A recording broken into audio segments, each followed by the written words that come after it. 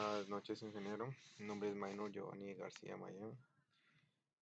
Yo le voy a presentar mi examen final del curso de inteligencia artificial. Esta es la serie número 1. Algoritmos de clustering. Bueno, ¿qué son los algoritmos de clustering? Bueno, un algoritmo de clustering es una solución para agrupar los elementos de un conjunto de datos según su similaridad, de forma que se generan diferentes grupos o clústeres que contienen objetos similares entre sí. Los algoritmos se utilizan para resolver problemas de aprendizaje automático no supervisado.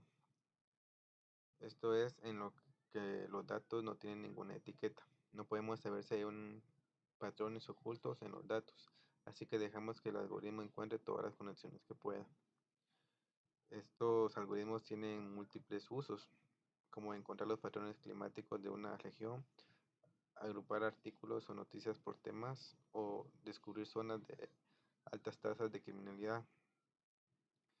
En el mundo del marketing son fundamentales para realizar segmentaciones de mercado, ya que permiten utilizar los datos que tenemos sobre los clientes para agruparlos en diferentes grupos en función de cómo son, cómo se comportan y cuáles son sus intereses. Todo esto nos permite hacer un marketing personalizado en función de las necesidades de diferentes usuarios sin necesidad de recurrir al uso de los cookies. Los tipos de algoritmos de clustering. Tenemos los basados en densidad. En este tipo de agrupamiento, los datos se organizan en función de áreas con altas concentraciones de datos, rodeadas por áreas con bajas concentraciones de datos. El algoritmo localiza estos sectores con una alta densidad de datos y los denomina grupos. Estos grupos pueden adoptar cualquier forma y no se tienen en cuenta los valores atípicos. También tenemos los basados en centroides. Este tipo de clustering separa los puntos de datos en función de su distancia a los llamados centroides. Este centroide es la ubicación real o imaginaria que representa al centro de cada grupo. La agrupación basada en centroides es la más utilizada en Machine Learning y Big Data. También tenemos los basados en jerarquías.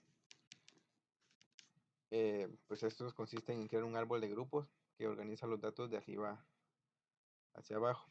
Es más restrictivo que otros tipos de algoritmos de clustering, pero muy útil para los datos que ya están jerarquizados de por sí.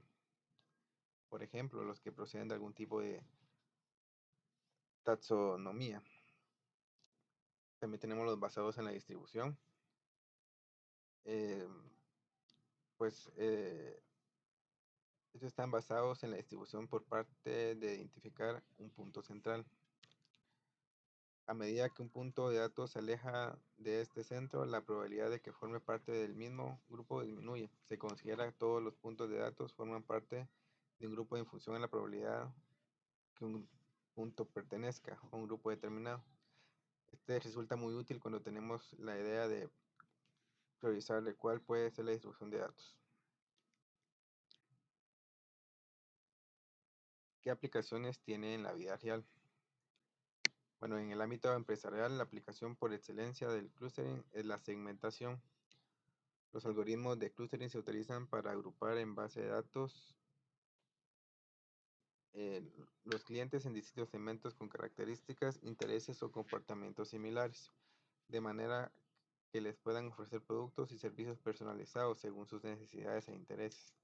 Esto es especialmente útil para diseñar estrategias de marketing más efectivas, aumentar la satisfacción y lealtad de los clientes, por lo tanto, maximizar los ingresos. Eh, Además de la segmentación, también hay otras aplicaciones y diversas áreas donde puede ser utilizado, como en el análisis de sentimiento, la detección de fraude, optimización de cadenas de suministro y la segmentación de imágenes.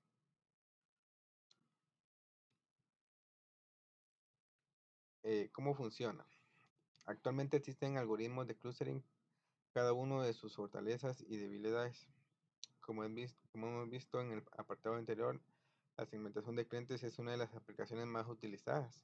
Y para este caso de uso, los algoritmos más empleados son el K-means y la agrupación jerárquica.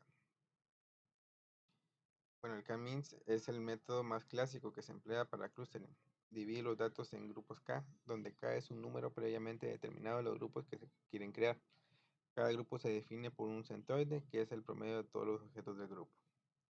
También tenemos el clustering jerárquico, que en este caso el algoritmo crea una jerarquía de grupos donde los clústeres se asignan en función de las relaciones jerárquicas entre los puntos de datos, desde los más grandes hasta los más pequeños. Las ventajas del clustering: tenemos que identificar patrones y relaciones entre datos. Em, Estos algoritmos son capaces de identificar patrones y relaciones entre datos, de otra manera podrían pasar desapercibidos. Tenemos la personalización, que al momento de analizar el comportamiento y las preferencias de los clientes, el clustering permite agrupar a los usuarios en diferentes segmentos y ofrecerles productos o servicios personalizados según sus necesidades e intereses, y diseñar estrategias de marketing más efectivas. Tenemos la mejora de la eficiencia, eh, donde el clustering puede ayudar a mejorar la eficiencia en la toma de decisiones, al agrupar y analizar datos de manera eficiente. Eh, Puede ser capaz de tomar decisiones mucho más informadas y estratégicas de manera rápida y precisa, con mucho menos margen de error. Como por ejemplo, tenemos el K-means clustering. Em, este puede ser el algoritmo de agrupación más conocido, ya que es el que primero se enseña en clases de introducción a la ciencia de datos y en Machine Learning. Además es muy fácil de implementar. Acá tenemos un pequeño diagrama del algoritmo. Un poco más enfocados a este, a este algoritmo. Acá tenemos un poco un código y, y un diagrama. El K-means tiene una ventaja de que es bastante rápido, ya que se realizan muy pocos cálculos. Sin embargo, tiene un par de desventajas. La primera es que se debe seleccionar cuántos grupos o clases hay. En esto no siempre es trivial, idealmente con un algoritmo de agrupamiento. Nos gustaría que este nos descifrara por nosotros. Otra desventaja podría ser que K-means comienza con una elección aleatoria de centros de conglomerados y por lo tanto puede generar diferentes resultados de conglomerados en diferentes ejecuciones del algoritmo. Por lo tanto, los resultados pueden no ser repetibles y carecer de consistencia. Bueno, en conclusión, con el algoritmo de clustering es fundamental para extraer el verdadero potencial de los datos. Es una técnica muy valiosa si se quiere mantener a la vanguardia en un mundo empresarial cada vez más competitivo. Y como hemos podido comprobar a lo largo de este artículo, puede que cementar no sea algo tan sencillo como poder recoger fresas, pero sí algo que se asemeja, que los resultados pueden ser gratificamente y deliciosos. También tenemos otro tema de los algoritmos basados en la probabilidad. Bueno, ¿qué son los algoritmos de probabilidad? Los algoritmos de probabilistas son algoritmos que se utilizan probabilidades para resolver problemas. A diferencia de los algoritmos deterministas, siempre producen el mismo resultado para una entrada dada. Los algoritmos probabilistas pueden producir diferentes resultados cada vez que se ejecutan, aunque la probabilidad es específica. Estos algoritmos son útiles en muchas aplicaciones donde la precisión absoluta no es necesaria, pero se necesita una solución aproximada en el tiempo razonable. Por ejemplo, se utilizan en problemas de optimización, aprendizaje automático, criptografía, simulación de sistemas complejos y en muchos otros campos. ¿Qué tanta importancia tiene dentro de la inteligencia artificial? La importancia de la inteligencia artificial en los algoritmos de probabilidad no puede ser rechazada por los panoramas tecnológicos modernos. Puede recaudar fondos para decisiones publicadas en varios campos, prediciendo estos algoritmos y eventos futuros. Estos algoritmos probabilísticos forman la base de muchos sistemas de aprendizaje automático y técnicas predictivas, lo cual facilita que las máquinas comprendan patrones complejos y tomen decisiones más afines a las capacidades humanas. Esta combinación de inteligencia artificial y algoritmos probabilísticos abre la puerta al desarrollo de tecnologías punteras como la conducción autónoma, la personalización de ofertas online y la optimización de procesos productivos. Esta relación simbiótica evolucionará, aumentando la eficacia y aplicabilidad de la inteligencia artificial para resolver problemas del mundo real. Entre los tipos de algoritmos de probabilidad em, tenemos los algoritmos de regresión logística y los algoritmos de árboles de decisión. Algunos ejemplos de los algoritmos probabilísticos tenemos el algoritmo de búsqueda tabú, algoritmo evolutivo, el algoritmo de Monte Carlo, el algoritmo de búsqueda aleatoria y el algoritmo de annealing simula. ¿Por qué se utilizan los algoritmos probabilísticos? Estos algoritmos se utilizan en una variedad de áreas, incluyendo la robótica, la inteligencia artificial, la minería de datos y la bioinformática. Por ejemplo, los algoritmos probabilísticos se pueden utilizar para identificar patrones complejos en los datos, realizar predicciones precisas sobre el futuro y encontrar soluciones óptimas para diversos problemas. Los algoritmos probabilísticos también se utilizan para establecer relaciones entre los datos y generar predicciones sobre la conducta humana. Un ejemplo sobre este algoritmo puede ser la aguja de Buffon, que es un clásico problema de la probabilidad geométrica de realización práctica y cuyo interés radica en que es un método difícil para ir aproximando el valor del número a partir de sucesivos intentos. Fue planteado por la naturalista francés Buffon en 1733 y producido por él mismo y resuelto en 1757. Se trataba de lanzar una aguja sobre un papel en el que se han trazado rectas paralelas, distanciadas entre sí y de manera uniforme. Se pueden demostrar que si la distancia entre las rectas es igual a la longitud de la aguja, probabilidad, y que la aguja cruce alguna de las líneas, em, en conclusión de estos algoritmos probabilísticos que intentan construir una distribución de probabilidades de las características de los datos para realizar tareas de clasificación y regresión o también de aprendizaje no supervisado.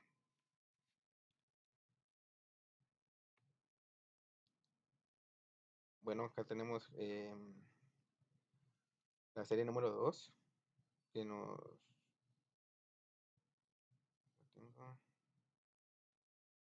nos indicaron que crear un algoritmo que aprenda a convertir los grados. Bueno, los grados Fahrenheit y grados Celsius. Bueno, primero que nada, acá importamos nuestra librería de trabajo para visualizar. Utilizamos estas.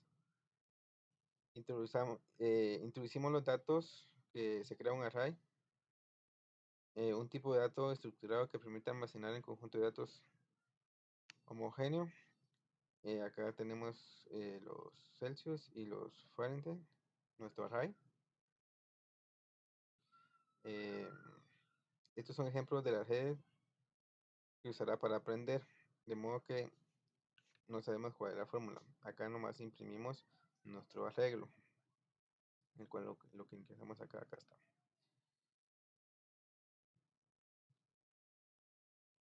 Acá, de nuevo el arreglo con Float. El modelo de la red neuronal como neurona. Utilizamos el framework Keras nos permite hacer redes neuronales más simples. Lo que tenemos acá. Acá tenemos nuestro modelo secuencial.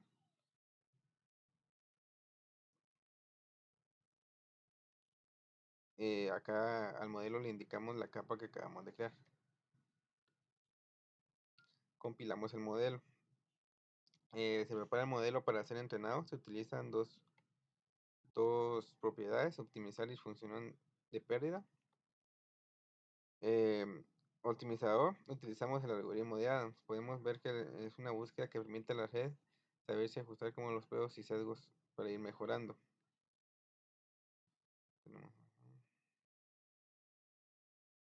El entrenamiento de nuestro modelo.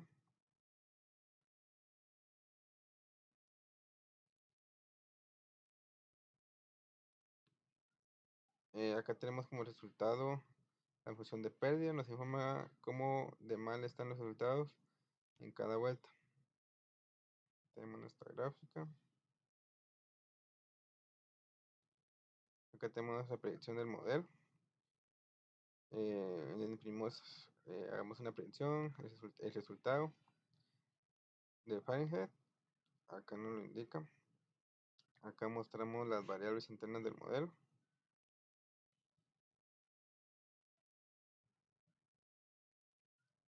Lo que nos indica acá. Em, la red neuronal, sin haber dicho la fórmula, consiguió resultado prácticamente igual a la fórmula original. Acá tenemos, agregamos más capas y más neuronas a la red, agregamos dos capas intermedias ocultas y tres neuronas, hacemos el mismo procedimiento. Acá lo tenemos. Acá imprimimos que estamos comenzando el entrenamiento.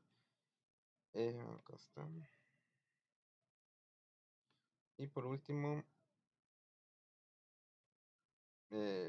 imprimimos el resultado. El resultado es y las variables internas de nuestro modelo. También tenemos nuestro modelo para operaciones aritméticas. Bueno, nos pidieron que hacer perdón, el modelo debe sumar, restar, multiplicar y división. Bueno, acá es nomás, bueno, ahorita estamos nuestras librerías, las usamos. Acá nada más tenemos nuestro código de imprimir las operaciones, la suma de enteros, de flotantes y una suma mixta. También tenemos lo mismo para la resta, las multiplicaciones y las divisiones. Acá tenemos una extra que hicimos de la potenciación. Al correr nuestro código nos da como resultado esto. Un ejemplo acá, 2 más 6 es 8, 10 menos 2 es 8, 4 por 2 es 8, 16 dividido 2 es 8, la potencia de 2 elevado a la tercera es 8.